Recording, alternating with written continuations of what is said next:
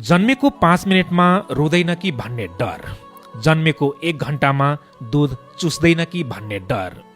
जन्मेको 3 दिनमा दिशा गर्दैन कि भन्ने डर, जन्मेको 6 महिनामा भात खाँदैन कि भन्ने डर, जन्मेको 1 वर्षमा बस्न सक्दैन कि भन्ने डर, जन्मेको 2 वर्षमा हिँड्दैन कि भन्ने डर,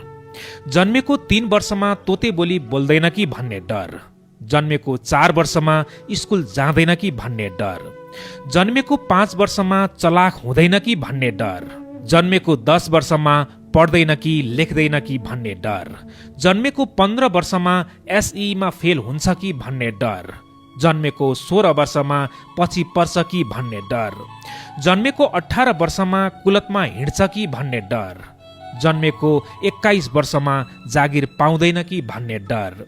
जन्मेको 25 वर्षमा बिहेको डर, जन्मेको 30 वर्षमा के गरेर खाला भन्ने डर, जन्मेको 40 वर्षमा धन कमाइन्न कि भन्ने डर, जन्मेको 50 वर्षमा इज्जत प्रतिष्ठा हुन्न कि भन्ने डर, जन्मेको 60 वर्षमा सामाजिक भइन्न कि भन्ने डर, जन्मेको 70 वर्षमा मरिहाले भने छोराछोरीले के गरी खालान् भन्ने डर, जन्मेको 80 देखि 100 वर्षको बीचमा स्वर्ग जान पाउला कि नपाउला भन्ने डर। डरै डरको यो जिन्दगी।